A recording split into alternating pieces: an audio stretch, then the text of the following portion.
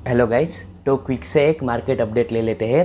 तो बिटकॉइन में हमें कल अच्छी खासी डीप देखने मिली थी। मार्केट डोमिनेंस के साथ साथ बिटकॉइन का प्राइस भी गिर रहा था। यहाँ पे देखिए 20 मूविंग एवरेज और 20 ईएमए का जो सपोर्ट था 4 आवर टाइम फ्रेम में वो उसने ब्रेक कर दिया था। एंड देन यहाँ पे 50 ईएमए जो है उसका सपोर्ट लेके बिटकॉइन अभी भी कल के लेवल पे वापस आ चुका है। एंड देखते हैं हम ये रेजिस्टेंस तोड़ सकता है या नहीं। अगर ये रेजिस्टेंस टूटेगा तो ऊपर मोस्ट प्रोबेबली हम लोग ऑल टाइम हाई के लिए ट्राई कर सकते हैं। तो बिटकॉइन का डोमिनेंस कल जो अच्छा खासा गिरा था आज उसी लेवल से वापस पंप कर रहा है। तो शायद हमें अल्ट्स में थोड़ी बहुत गिरावट देखने को मिल सकती है, लेकिन अभी के लिए तो मार्केट थोड़ा सा कंफ्यूज स्टेट में है। तो ना कि पूरा का पूरा लाल है ना कि पूरा ग्रीन है। देख सकते हैं कुछ अल्ट्स जो है वो अभी भी थोड़ा बहुत पंप कर सकते हैं with the likes of dot जो है वो 9.1% ऊपर है। यहाँ पे वी चेन जो है वो ऑलमोस्ट 6.5% ऊपर है। तो देखते हैं how things clear out. Okay, so moving forward एक बहुत ही सलमान भाई के फैंस के लिए और क्रिप्टो के फैंस के लिए जो बोल सकते हैं अच्छी न्यूज़ वो देख लेते हैं। आ रहा हूँ मैं NFTs लेके। Salman Khan static NFTs coming on Bollycoin, stay tuned bye लोग। तो सलमान खान जो है वो अपनी NFT निकालने चाह रहे हैं। तो अभी ज़्यादा डिटेल्स उन्होंने नहीं रिवील की है। बॉलीकॉइन पे उनकी NFTs आ जाएगी। So let's see how things work out. By the way Amitabh Bachchan जो थे वो पहले इंडियन सेलिब्रिटी थे शायद जिन्होंने अपना खुद का NFT बाहर निकाला था। और बातें रिपोर्ट्स तो आ रही थी दिनेश कार्तिक की भी NFTs की। तो यहाँ पे देखते एडी भाई जो है हमारे, उनका OP रिप्लाई है, ड्राइवर गाड़ी निकाल। जो दूसरे सारे क्रिप्टो कम्युनिटी के जो है हमारे फेवरेट यूट्यूबर्स, उनका रिप्लाई ऑलरेडी यहाँ पे है। पुष्पेंद्र भाई का भी रिप्लाई है, आ जाओ भाई जल्दी से अल्ट्स पंप करवाओ, या we are desperately waiting for alts to pump. तो yeah moving forward we have US becomes largest Bitcoin mining market after China's crypto ban। तो जैसा कि आप सबको पता है मई के मंथ में चाइना ने जो है वो क्रिप्टो की माइनिंग पे बैन लगा दिया था। जो हर साल कुछ ना कुछ बैन लगाता रहता है चाइना, लेकिन इस बार क्रिप्टो की माइनिंग में बैन लगा दिया था। तो चाइना का जो यहाँ पे दिखा है 38% से ज़्यादा जो शेयर था उसमें ड्रॉप आ गया था। और ग्लोबल हैश रेट में चाइना के बैन की वजह से भी 38% का ड्रॉप आ गया था। लेकिन उस अपॉर्चुनिटी का फ़ायदा उठाते हुए USA ने माइनिंग को सपोर्ट करने लगे, USA वाले ज़्यादा। And now USA is the largest mining owner, या फिर बोल सकते हैं लार्जेस्ट हैश रेट जो है माइनिंग की वो USA ऑन करता है। USA now holds a share of 35.4% of the market following mass exodus of miners from China after the Chinese government banned mining earlier this year।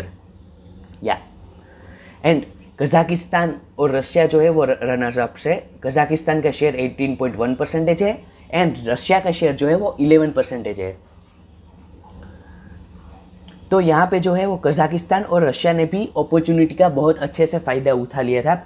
Kazakhstan का जो global hash rate में share है वो 120% increase हुआ, more than double. And Russia का भी global hash rate का share 61% increase हो गया था गाइस। तो एक तरह से देखा जाए तो ये बिटकॉइन की सिक्योरिटी के लिए अच्छी बात है। बिटकॉइन कोई एक कंट्री में सेंट्रलाइज नहीं है। ज़्यादा हैश रेट जो था वो पहले चाइना में था, तो अब पूरे वर्ल्ड वाइड फैला हुआ है। अमेरिका का भी मार्केट शेयर 105% इंक्रीज़ हुआ है। सो या दैट्स गुड कि क्रिप्टो के नोड्स जो है वो ऑल ओवर वर्ल्ड फैले हुए हो। तो फाइनल न्यूज़ फॉर टुडे, जो कल हमने जेमी डायमंड का जो स्टेटमेंट देखा था बिटकॉइन पे, जो उन्होंने बोला था बिटकॉइन इज़ वर्थलेस, तो उसके ऊपर जो क्रिप्टो इंडस्ट्री के बड़े बड़े लोग होते हैं उन्होंने क्या रिएक्शन दिया वो देख लेते हैं। तो जो जेमी डायमंड है उन्होंने जो बिटकॉइन की जो 21 मिलियन की मार्केट कैप है उस पर सवाल उठाया था। I just challenge the group to one other thing, how do you know it ends at 21 million, asked Diamond. तो उस पर जो कॉइनबेस के CEO है ब्रेन आर्मस्ट्रॉन्ग, उनका रिप्लाई आया था, yes I read it and then I wrote it coding up our own Bitcoin node. और उसके साथ साथ उन्होंने ये भी ऐड किया कि CEOs without a science engineering background are going to be at a disadvantage in the coming decades because software is eating the world, changing every industry। या वेरी वेल नोन फैक्ट। आज के लिए जो सबसे important बात जो हो गई है वो सॉफ्टवेयर के बारे में जानना, लेटेस्ट टेक्नोलॉजी के बारे में जानना हो गया है।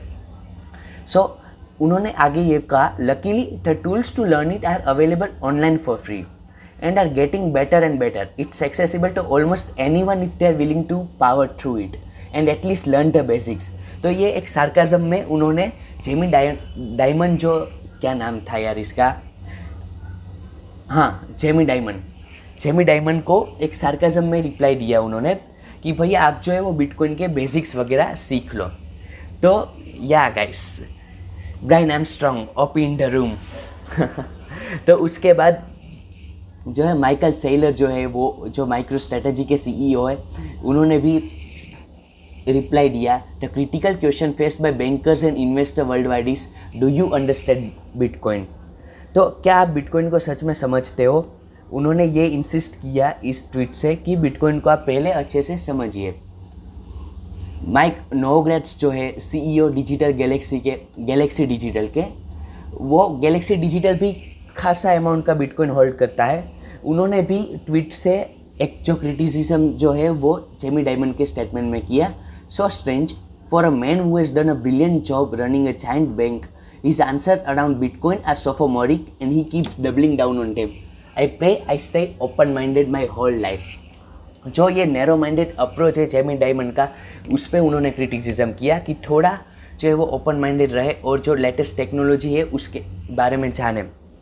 तो ये 2022 में भी कोई ना कोई जो एक नया फर्स्ट स्टेटमेंट देंगे, लेकिन ये चलता रहेगा। एंड 2022 में बिटकॉइन एक नए हाई पे होगा और इनका फर्ड जो है वो कंटिन्यू चलता ही रहेगा। So that's it for today guys. अगर कोई आप में से जो है वो क्रिप्टो करेंसी में जो बिगिनर है और जो ज़्यादा सीखना चाहता है, वो प्लीज़ कमेंट डाउन कर सकते हैं कि मैं किस टॉपिक पे अगले वीडियो बनाऊँ।